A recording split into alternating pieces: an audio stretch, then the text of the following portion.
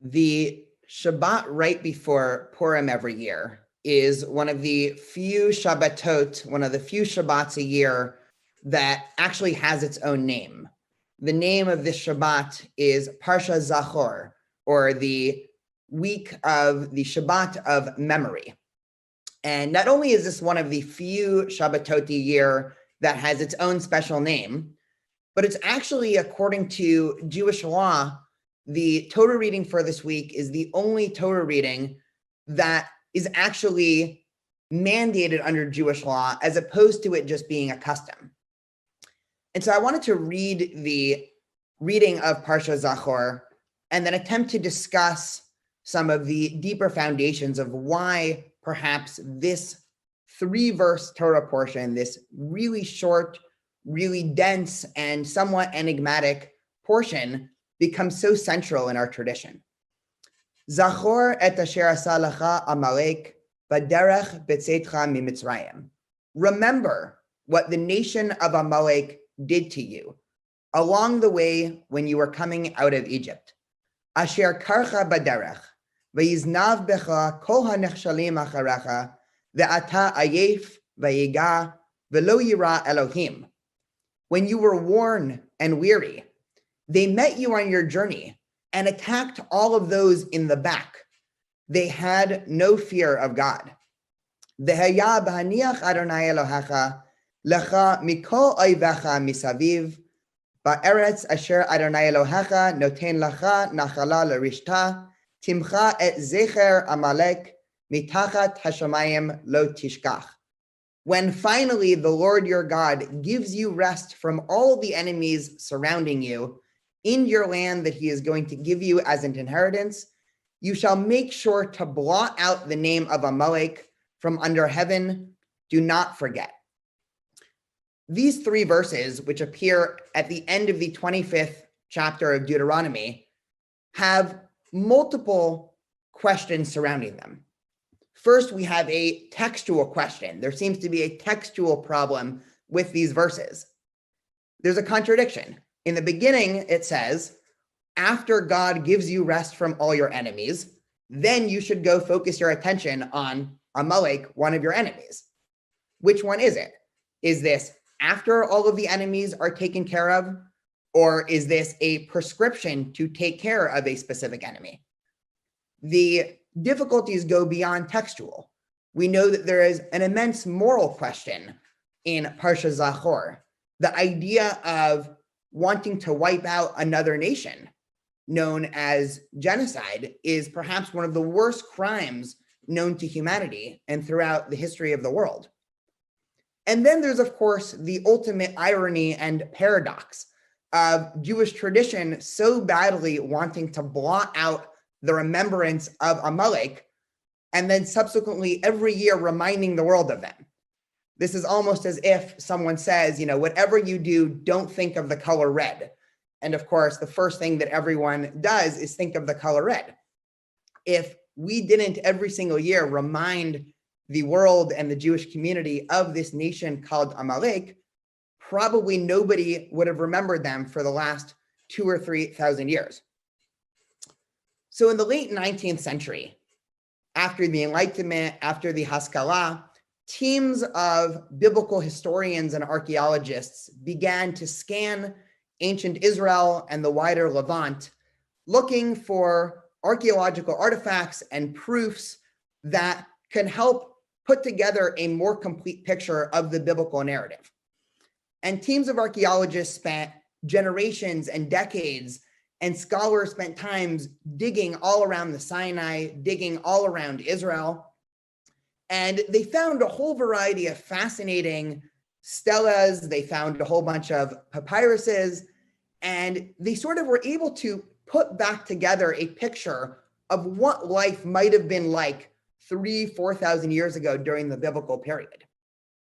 And one of the fascinating things that scholars note is the Torah frequently talks about other nations that are surrounding Israel. And archaeologists have actually found proof that all of these ancient nations existed. The Assyrians, the Hittites, the Egyptians, of course, the Canaanites, the Philistines. the only nation they actually were never able to figure out existed, the only nation in which we actually have zero mention of in history outside of the Torah, is Amalek. And many archaeologists are puzzled by this. Who is this enemy that was so hated by the ancient Israelite community that they have this prescription to wipe them out, but they actually don't seem to exist outside of Jewish memory? So we know over the last generation and decade of psychological research, there's been much discussion about this idea of memory. We know that memory isn't just a factual recording of what happened in the past, but memory is actually this extremely malleable conception of how we view ourselves, how we view our personal narrative. And actually, even more fascinating about memory is the way that we act today can actually change how we view our past. The decisions that we make today and the values in which we live our life by today, actually in the way that we conceive of past events, can actually shape and mold how we view our past. It seems that in Judaism, we know that memory is proscriptive, not descriptive. Our memory is not necessarily a set of detailed facts, but it's a set of values intertwined into narrative that help dictate how we view our lives moving forward. So who was Amalek? So we know that Amalek, according to the biblical narrative, according to what we just read, were a nation that attacked the Israelites as they were leaving Egypt. But they didn't attack the front, as you might expect ancient warfare to happen. They specifically ambushed from the back. They went at the weakest link. All the people who we could imagine in the arduous journey throughout the desert out of Egypt, all of the people who we might have imagined were at the back for a whole variety of purposes. That's who Amalek decided to attack. And the Torah specifies that they have no fear of God. And we need to be careful here. This isn't a religious tirade. Judaism does not preach by any extent of the imagination going around and punishing those who refuse to accept religious dogmas. When the Torah says that Amalek had no fear of God, this is a moral statement. This isn't a statement of action. We know that God in Judaism is perhaps much less important as a theological tenet, but God is a moral precept and moral foundation. We know the Jewish idea that there's one God, that one God creating humans in God's image, and the subsequent moral code that goes along with that is one that preaches for radical equality among people. Imagine even today, if every person in every society truly internalized and acted in line with the moral belief that every single human is fundamentally equal. Furthermore, we know that the subsequent biblical narrative after God freeing the Israelites from Egypt is one of them being led throughout the desert. The Torah, as opposed to just given to the upper class in society, as opposed to the Torah just being given to perhaps the priests or the leaders of the tribe, was actually given to all of Israel at once, a type of democratic nature of knowledge disseminated throughout our tradition. This is so important in our tradition that one rabbinic midrash even comments on the fact that the Torah was given in the middle of a desert, and the rabbis are a little confused. The rabbis ask, why was the Torah not given in Jerusalem? Why was it not given on maybe Har HaBayit, the Temple Mount, or another place or physical location that we know to be very important? Why was it given in the middle of a desert on a mountain that, wasn't particularly important or physically attractive? And the rabbis answer that it's because the desert is a place of ownerlessness. A desert isn't somewhere where you walk through and okay, somebody owns this and somebody owns that, and this person's house is bigger, or this tribe has a bigger rule over this land. The desert is a place where everybody has an equal stake in it. And these ideas, this idea that no one group can claim a monopoly over Torah, the idea of the radical equality, the idea that God would care enough to take the lowliest of nations and nations of slaves and servants out of the Egyptian hegemony after what was the greatest nation in the Iron Age.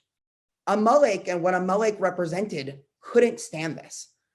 Amalek, whatever Amalek represents, was not able to internalize and was not able to jive with the radical message of equality, the radical message of democracy, the radical message of freedom that we know that the ancient Jewish tradition and the Israelites tried and continue to spread throughout the world.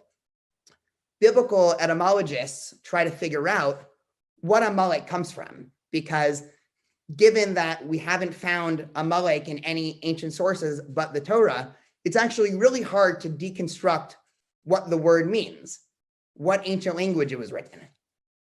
But one scholar says that Amalek is actually a combination of two words, the word Am, which we know means nation, and to Malek or Malika in biblical Hebrew means to wring something out. So if we have a wet towel and we wrung out that towel, that is called Malika. So this scholar interprets Amalek as a nation of wringers, a nation of people who wanted to specifically target the lowest down on the totem pole and does whatever they can to ensure that equality and this radical message of freedom doesn't happen.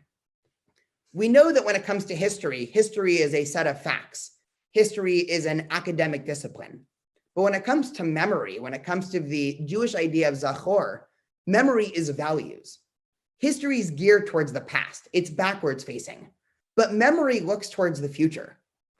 We don't recall Amalek, we don't recall Parsha Zachor because we're particularly interested in a desert skirmish that may or may not have happened in the late Iron Age period. Perhaps even, as archaeologists want to suggest, Amalek never existed as a literal entity. But we know that in each and every one of us, perhaps there's a little bit of Amalek. In every society in the history of the world, perhaps there's a little bit of Amalek. A little bit of that voice arguing and railing against equality, against freedom. So again, we remember Amalek, not because we're looking backwards, but because it reinforces the highest ideal of what we are trying to accomplish as a Jewish community moving towards the future. Shabbat Shalom.